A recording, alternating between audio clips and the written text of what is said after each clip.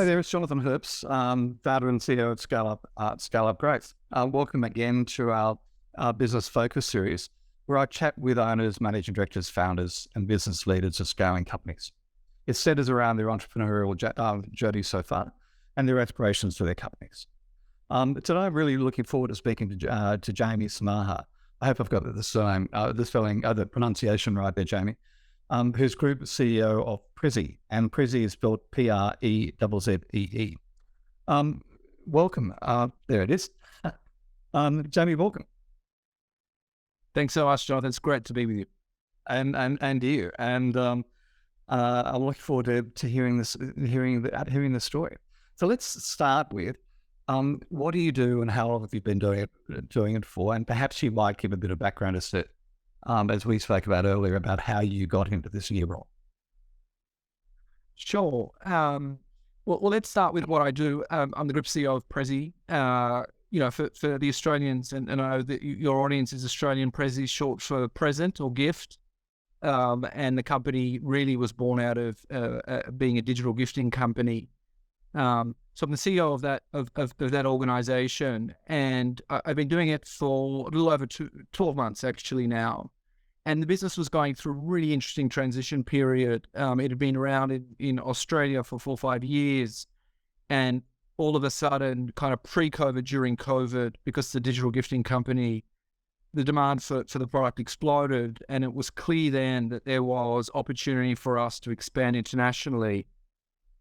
And how I got involved was I was actually on the customer side or partner side. I was a global EVP of MasterCard based out of London, and I ran a global organization where I ran consumer engagement and services for MasterCard globally. And I saw the Prezzee product. They came and spoke to me, and I loved it. And we can talk a little bit more about the product. And getting to know the product and the values of the business, then met the chair and majority owner, Sean Bonet, and we got chatting, and I just fell in love with the business. And he said, "Why don't you come and run it?" And I said, "Okay, well, let's keep chatting." And we chatted for about 12 to 18 months, I'd say. And then I thought the business was at a really interesting inflection point of kind of what I call going to bed an Australian company, waking up an international company, or this transition from Australian startup to international scale-up. And, I felt my experience and my skills and my leadership suited really well to an international scale-up growth phase. And, I decided to join the business, and I've been doing so for 12 months. I'm based out of London, here in Sydney, talking to you at the moment now, which has been home-based, legacy home-based for the business. And I've loved absolutely every minute of it. And happy to talk more about the business as we kind of go along. Well, why don't we do that now? What does the business do? So it's Prezzee, like I said, is short for present or a gift. And at the heart of it, what it is, it's a platform that enables you to send a gift, predominantly gift cards or e-gift cards at the moment now, to those important people in your life. It could be a personal relationship, so a mother to a child, or a friend, or a loved one, or a cousin or family member who lives overseas. We allow businesses to send to their important relationships, so employees, customers, consumers, partners, sales managers to sales people. We have big brands who work with us to want to distribute to their own consumer, and we work obviously with retailers because ultimately we're distributing retailer e-gift cards. But the business was born out of the fact that historically the legacy industry of gift cards was not very consumer friendly. We all know the story. You get given a physical gift card, you forget it in the drawer, you lose it, you don't use it, you're in the shop. And the other thing is you get given a gift card that you don't really want, right? Like someone gives me a David Jones gift card, and I shop at Myer. What am I going to do with that? So it tackled an industry that was quite large and mature and an everyday part of everyday life, but really came at it from a consumer's perspective and said, if I was a consumer, how would I want to receive it? I'd want to receive it digitally so I can store it in my phone. I'd want to be able to swap it for any retailer that I want. And we built on that, or the organization built on that to really build a really interesting, deep, emotional, personalized user experience. So when I send Jonathan now a Prezzee, I can do a video, I can send a personalized message, I can put a GIF, a greeting card. I send that to you, Jonathan, either via email or SMS. You receive it and you say, Jamie sent you a Prezzee. You open it. There's a digital box, gift box that unwraps. It plays the video that I sent you. Hey, Jonathan, happy birthday. Really miss you. Sorry I could be there to see you. You then store it in your wallet, Apple, Google Wallet, or your Prezzee wallet. You then are able to swap it out for any retailer that you want. So you might have $100 that I sent you. You might do 50 at David Jones and 50 at Amazon when you're ready for it. And then you're able to communicate back to me and say, thank you, Jamie. I got the present. Here's kind of what I bought. And what was really interesting for me and why I joined, and what's resonating not only with our staff, but our customers more importantly, is this mission of using technology to spread joy and connecting people. And we found, specifically during COVID, people were geographically disconnected, so they couldn't physically see each other. So obviously there's demand for our product. But what we found and what we're finding is technology is actually, ironically, we're the most connected we've ever been because of technology, but we're the most emotionally disconnected. And technology really is creating division. If you think about a lot of the big digital social companies, the bipolarization of opinion, you hear families kind of not talking to each other because, they get their feed of Facebook and that, and use their hearing. What we wanted to do was to use technology for good and to bring people together and help you connect with those important relationships in your life. And our mission is human connection at scale, human connection through remarkable gifting moments. And how can we use this moment for me to say thank you, congratulations, I miss you, happy birthday, and how can I make that easy for you, and how can I make that special, emotional, and personal than maybe what people had traditionally seen gift cards to do, to be quite impersonal as well. What a fabulous idea. I'm just thinking about me buying gifts for my wife. But yeah. And I've got a pretty good idea of what she likes, etc. But yeah. And it's something that's part of our day. And you think about most good ideas, they're nothing new. They're really just taking pain points in your everyday life and saying, how can I make it easy for you? And, you think a lot about people often build ideas and they focus on the idea, and you say to them, forget about the solution. What problem is it actually solving? And so a lot of the work needs to be done on the problem, not necessarily on the solution. And look, we found an industry globally that's about $500 billion just in retailer gift cards globally, still predominantly physical gift cards. And when you ask consumers, why don't you use gift cards to thank people or use them as gifts? 60-70% of people don't use gift cards because they say it's impersonal, it looks like I'm lazy, and I don't know if I'm buying them the right gift card. And so our problem we're solving is that we can make it personal, we can make it thoughtful, and you can put some effort in recording a video or writing a message. Mm-hmm. You allow the person to swap, and you're creating moments of joy, as opposed to I'm giving you a gift card that goes in a drawer and it's made it very difficult for you to use it, and it's not what I really wanted. I think, when you think about businesses these days, there's a lot of businesses who really have to deeply not only think about the problem, but deeply think about your mission.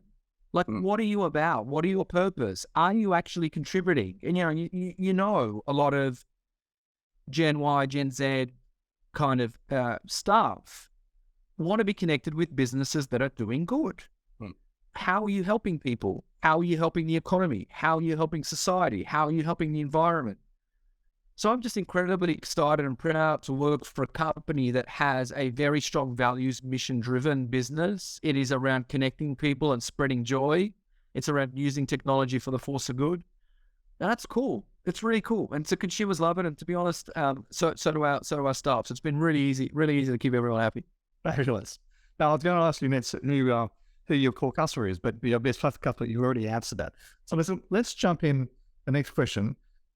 You've only been with the company for a year, but I think maybe you can add some MasterCard stuff in here as well. But we've all been through the pandemic. What actions did Prezzee take Sure. because of the pandemic that it has stuck with the business going forward? Um, so there's a couple of things. I think ironically, when you think about the pandemic created opportunities for lots of businesses. It created challenges for a lot of businesses. We're a pure online digital player.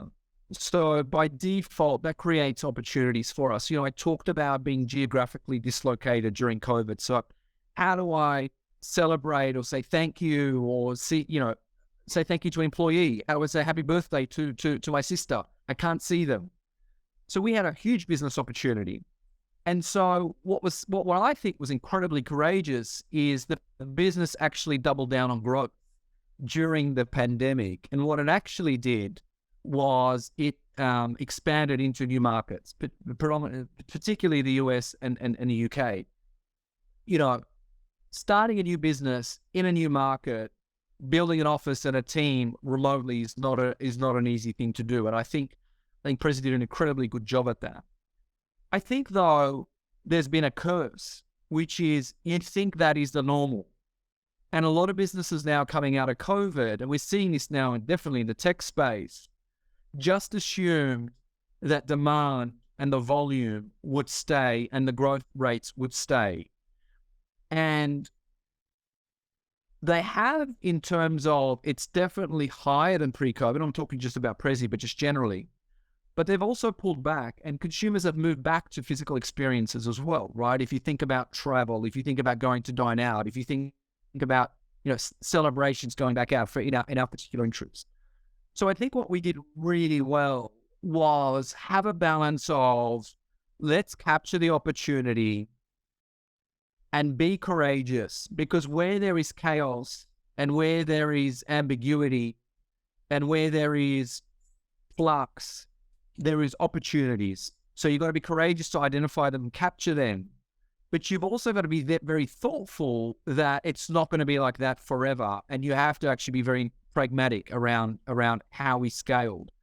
And so, when you ask me now what's happened COVID, post-COVID, and even post-COVID now, as you think about the macro environment being incredibly challenged when you've got cost of living, interest rates, inflation, likely recessions around the world, and you have markets correcting themselves in terms of valuations and in terms of customer demand. I think the big challenge for businesses now is that how do I balance growth with profitability? And if you're in a fast growth business, 18 months ago, the formula for fast growth business was grab a whole bunch of cash, spend that cash as fast as you can, and grow. That does not work anymore. And we've been actually really thoughtful as to what I talk about growth in a profitable and sustainable way. So how do you constantly make sure that you're investing for the future and you're growing, but you're managing an expense base that is realistic and it is sustainable, but it is also flexible so that if you have to pivot, you can. And so sometimes that is around marketing levers, like marketing spend. It's around headcount.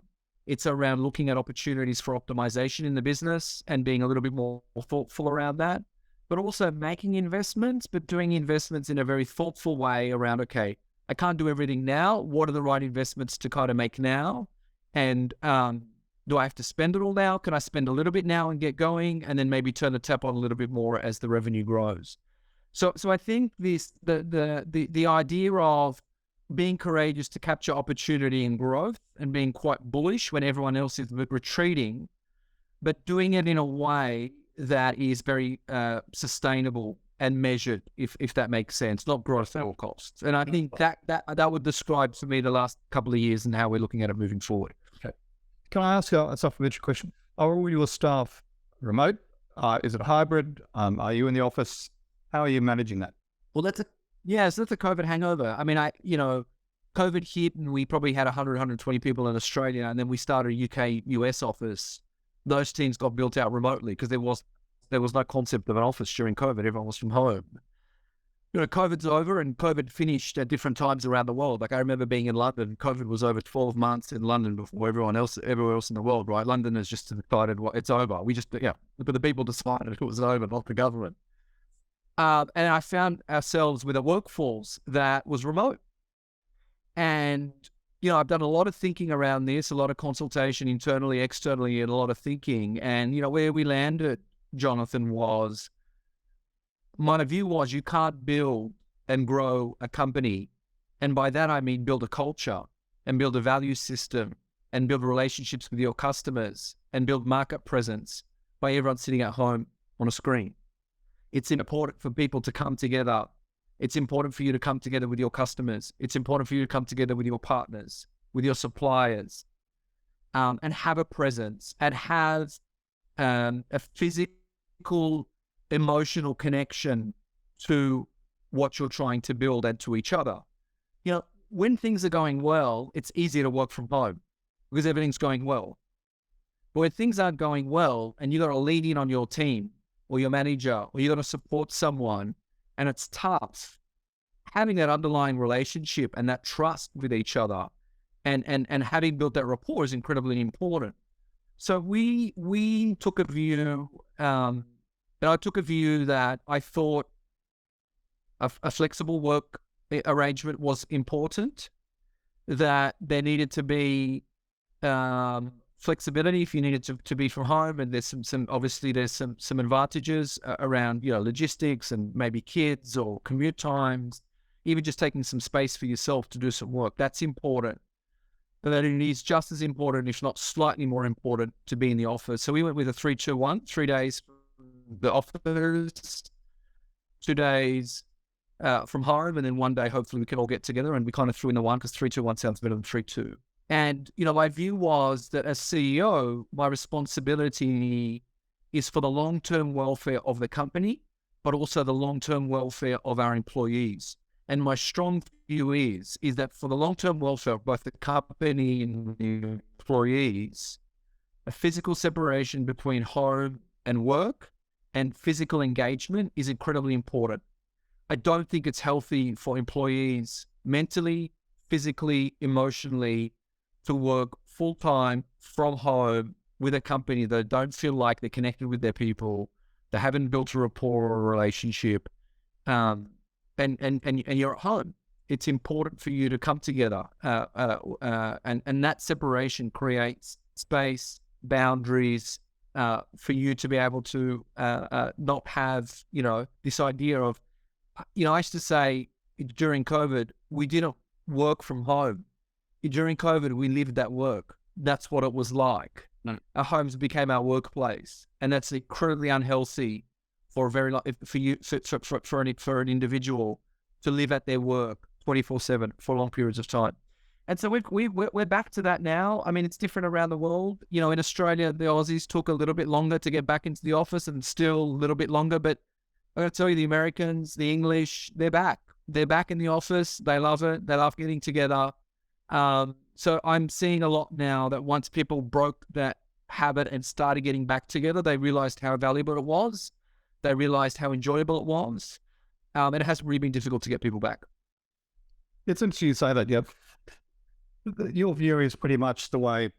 Well, I've been coaching my clients, and most of my clients have gone. I like the 3-2-1, but yeah, essentially the same concept. And one of my recently graduated clients is suffering a large Fortune 500. And normally I focus on private companies, but a large Fortune 500 and the APAC division.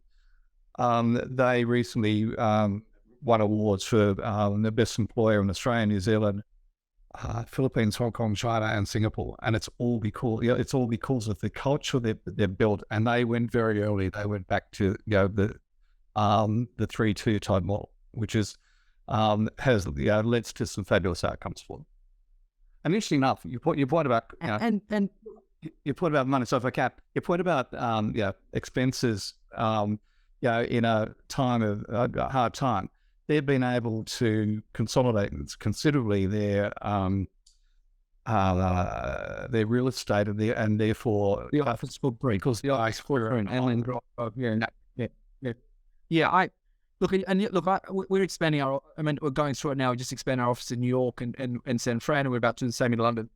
But I can tell you, if you're out there looking for office space, it is much cheaper now to get long-term office space than it is for shared office services, because then everyone's downsizing, move to shared offices, and the rates are crazy. But look, we chose 3-2-1 deliberately because I wanted to say the accent was on, or the accentuation was on.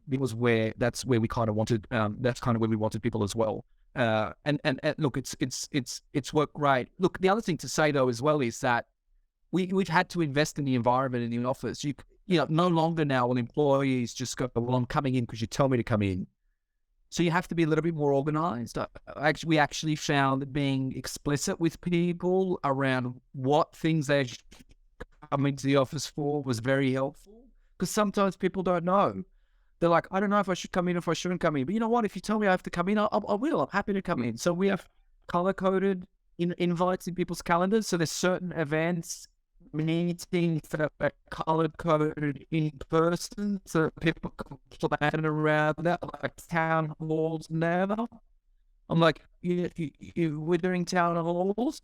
You come into the office. We're doing town halls together. You don't sit at home. If you can come into the office, town halls are face-to-face. So people can build around that. So you put in markers that people can build around, and you also have to have an office environment that's comfortable for people. Because let's be honest, working there, no one's bugging you. You can have a little nap if you want to have a nap. You go for a walk. And so people are like, I'm used to that now, that comfort of home. I need to feel the same comfort in the office. And so I still think there's a long way to go for us to for people to work out what is that.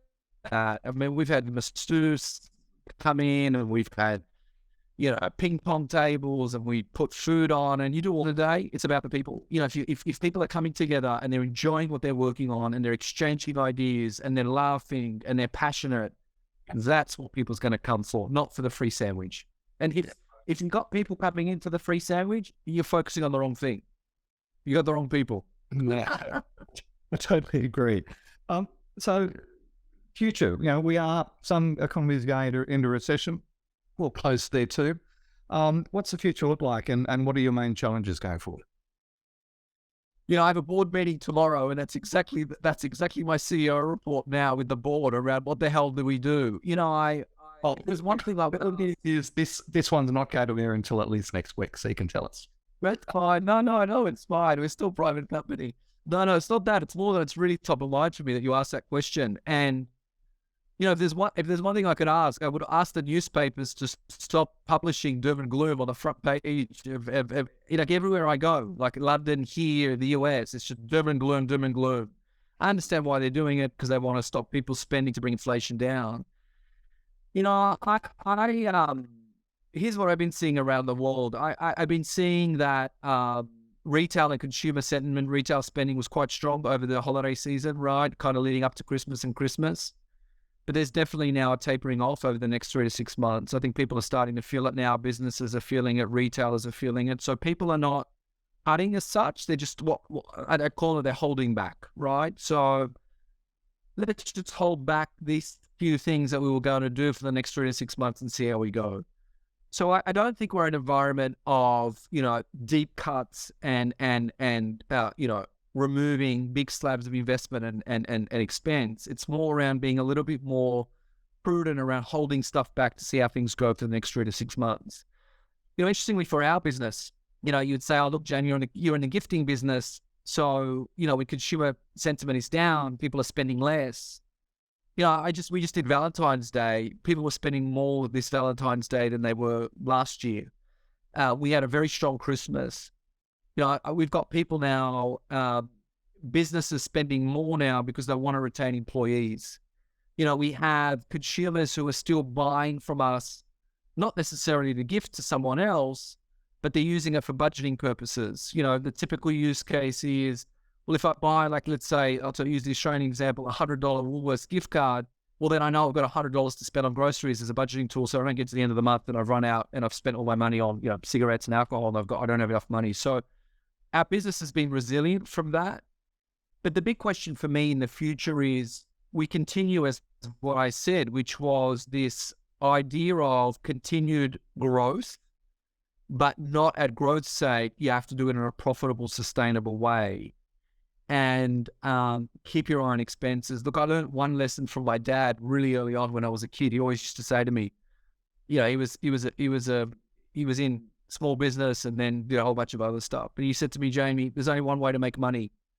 You can't control what you sell something for or what revenue you can make. You can only control your expense and what you spend. And I've used that throughout my whole mantra. When you're in a business, the only thing you can control is your expense. You can't control your revenue. At the end of the day, that's really up to the market and whether people buy from you. So I think it's keeping our eye on that. We will continue our international growth. So we will still expand beyond the US and the UK. I mean, a great news story for us is we've been in the US for less than 18 months.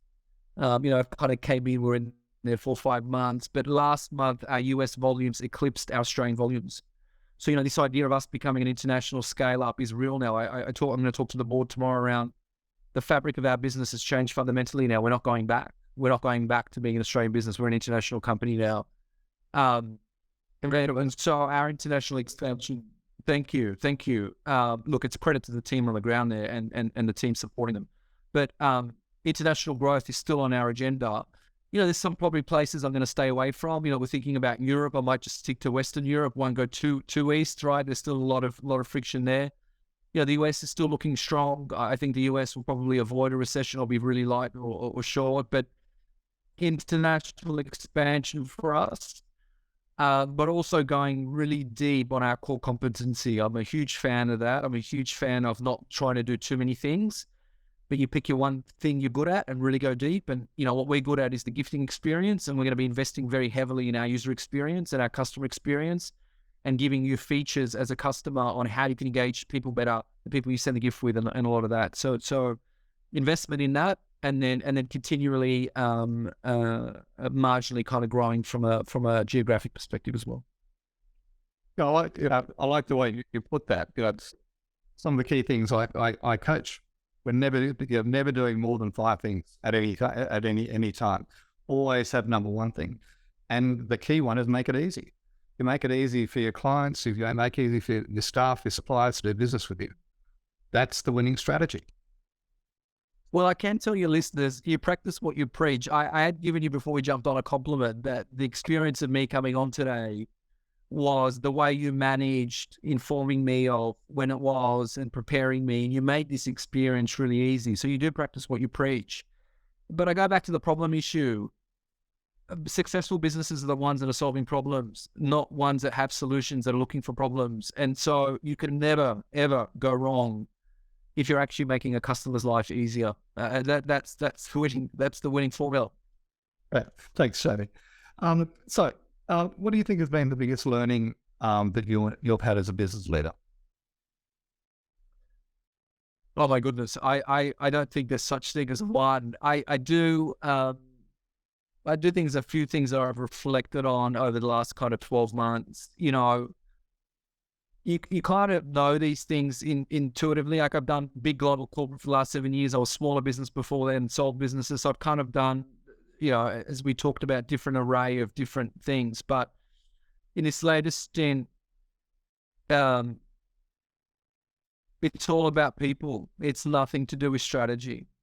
It is nothing. I mean, you could have the best strategy in the world, but if you don't have the right people to execute it, you could forget it. And I've thought a lot about coming into this business around who are the kinds of people that I want around me. And we work as a collective. It's not me barking instructions. It's a collective. So it's about building a really good group, but then also really investing in the culture of a business and the values of the business. We have 4 values. It's give openness, give greatness, give a damn, and give magic. And that's our internal values, but it's the values that we also take to our customers. And customers, partners give us business because of those values.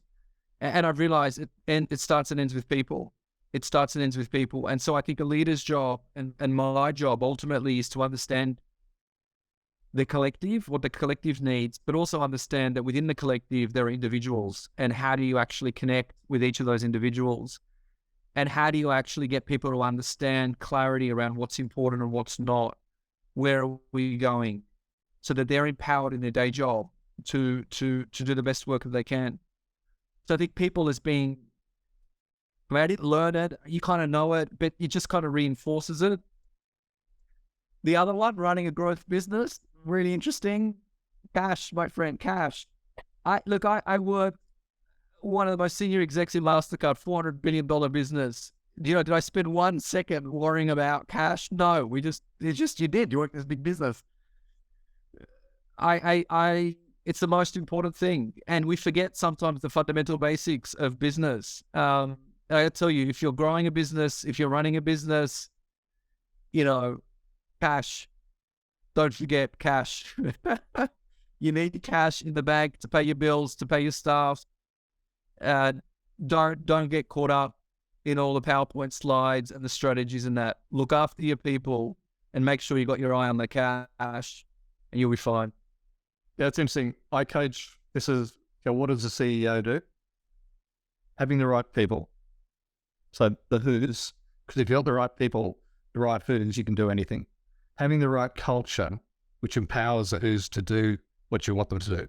Having the right strategy so they know what you want them to do, and then letting them go.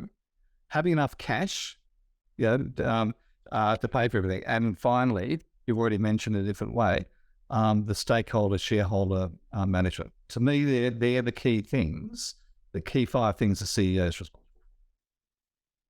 for. I think it's spot on. And, I think, stakeholder management comes in all forms of variety, right? Like depending on the type of business you're in. Are you public? Are you private? Are you owned by one person? Are you owned by a group of people?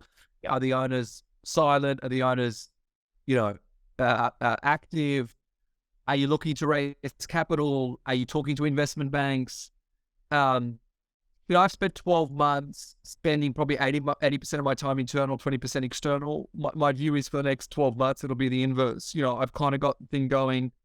You guys do your thing. Now my job is to spend a lot more time out there externally. I love meeting with customers. I love meeting with the market, meeting with stakeholders, board members, investment banks, meeting the competition, meeting other like businesses. I spent a lot of my time with CEOs of similar businesses where we just chat. How are you going? How am I going? What are you learning? What am I learning?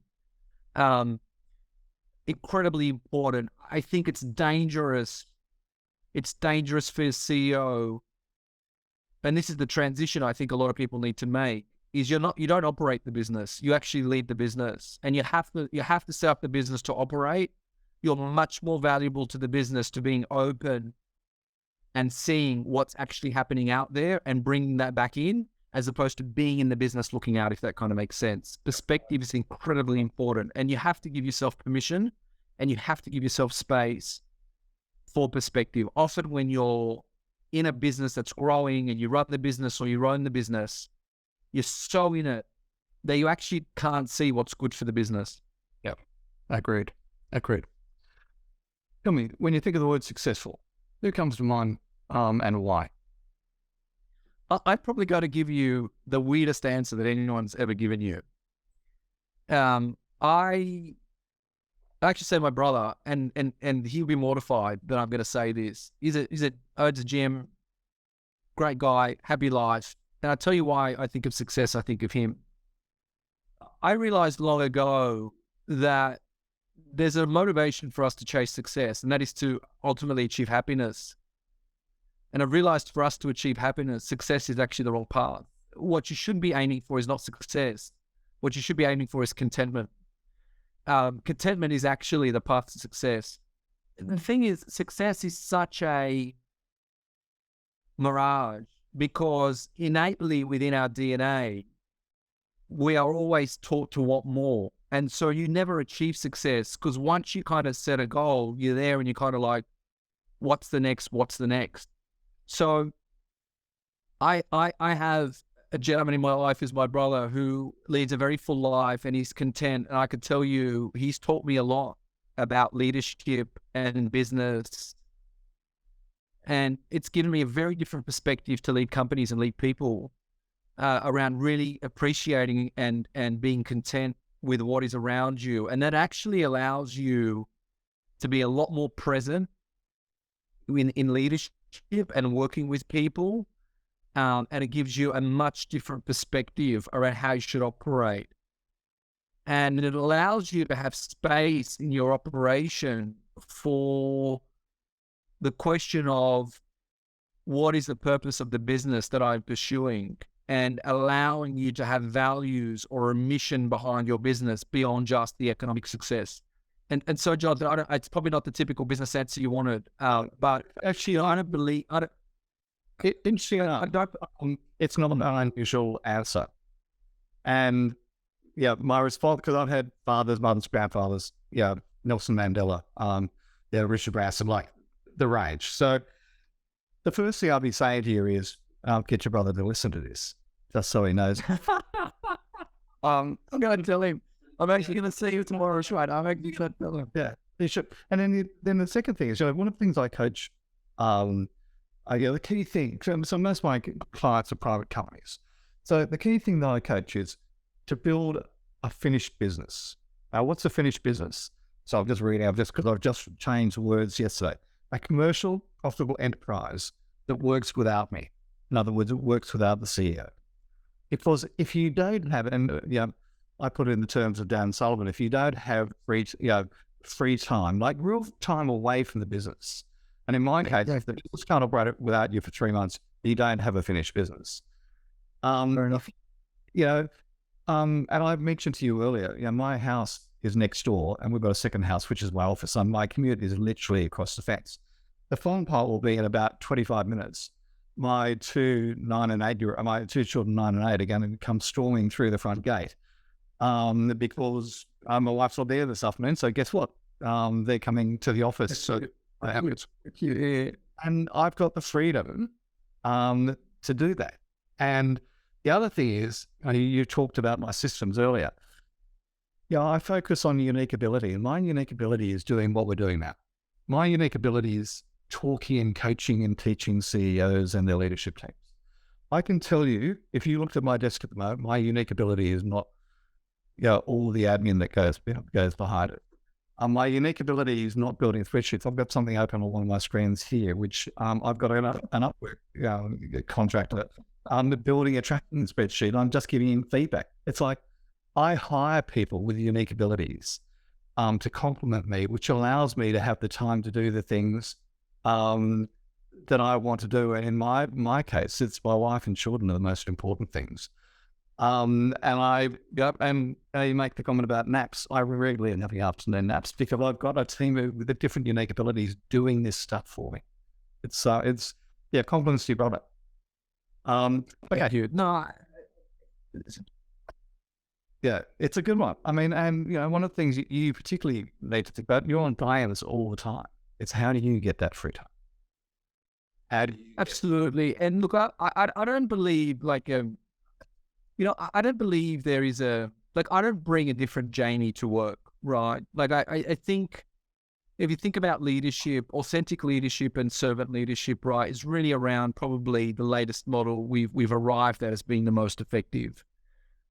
And so you cannot separate who you are as an individual and what's happening in your life and your values from how you want to act and be a robot at work, executing I need to be a CEO at work, so I need to do X, Y, Z, and then there's this Jamie over here. So, for me to be the best CEO, the best leader, it's bringing my personal values and it's not for me around chasing success. It's really around contentment and how do I be content in life and appreciate what's around me and appreciate the people around me.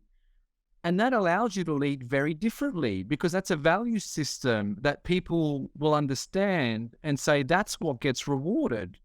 Not success for success sake and not traveling over the next person and not just chasing the dollar for the sake of it. So when I talk about we need to put the customer first and we should be doing what's right for the customer, there is credibility when I say that because I'm not operating as the CEO to say, make the dollar. I don't care how you make the dollar because that is not how I'm judging success.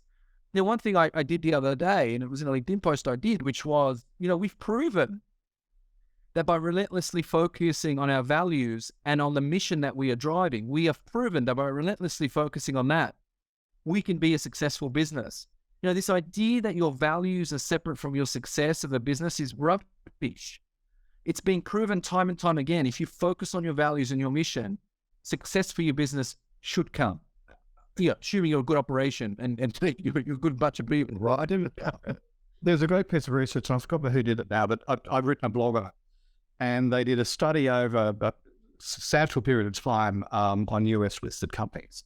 And they proved that companies with strong purpose and strong values generally had a 400% greater return than companies without. Spot on. Yeah, spot on. Now listen, I'm just aware of time, so I'm going to last two. Okay, fine. Last two. Let's go quick. Blogs, podcasts. Any you recommend? I'm a student of experience and talking to people and sharing stories than I am a reading. But the guy like Simon Sinek, I follow him a lot, and I don't, but I love the snippets that he gives. That's one that I kind of look at, and then that would probably be the main one that I would kind of suggest. Look, I know one of your questions was around biographies and business leaders and stuff, and I moved to London and took the time to get to know the culture a lot and did a lot of study around Winston Churchill as a leader, and I thought he was a really fascinating leader, a very atypical leader who was actually quite skilled in a whole range of genres, right? So politics to art to creativity to science. I mean, he wasn't just a politician, but a very deeply flawed character as well. And I've just found his leadership and his persona and his story really interesting, because if you want to talk about resilience and coming back from being down and out, that guy did it time and time again and reinvented himself so many times and showed incredible courage. So I love studying him just as an individual. And then the other one I like always referring back to, I've got highlighted notes, is there's a book called The Prince by Machiavelli, which, is like, kind of back in, I think it was the 17th or 18th century, around the political kind of climate within Italy and how do you actually lead, control politics, power. And I don't read it often to want to replicate that style. It's more understanding. I think it's these guys Wouldn't be the same. No, but the reality is, what I've realized over time is not everyone operates like me, and the world is not a great place. Not everyone operates with good values and faith, and so there's a lot of politics and there's a lot of people out there, and so you have to understand the landscape and you have to understand people's psychology, and that always helps me kind of check in to go, okay, well, there's people wired differently, and how do I make sure that I'm tapped into that? So not everyone I deal with, not every team member, not every customer, not every supplier, is leading with the same maybe empathy or values or as I am. And so how do you actually manage that politics as well? Yeah, very, very good point. So one last question for you. Any last piece of advice or parting words for entrepreneurs or aspiring entrepreneurs out there? Not advised, just absolute salute and credit and accolades. No one knows what it's like to be an entrepreneur or a leader of a business that they're trying to grow. No one knows what it's like until you've stood in their shoes. And a lot of people are critical, and a lot of people think it's an overnight success. They forget that, this guy or this lady made it. It's got a big company now. It's massive. They just got bought out. People forget the 15 years before that to get there. I just had utmost admiration for people who are in that role, the resilience, the courage, the confidence, the risk to get up every day and do that. I take my hat off and I salute them. And so my last advice is, you need people around you who are reminding you about how fabulous you are, because what you're doing every day is beyond human. it's not for everyone. And if you can find a way to tap into that and remind yourself of that, hopefully that gives people the energy to keep doing, because it's not for everyone, my friend. In fact, it's for a very small percentage of people. It is hard. I agree. Jamie, thank you so much for your time. Loved it.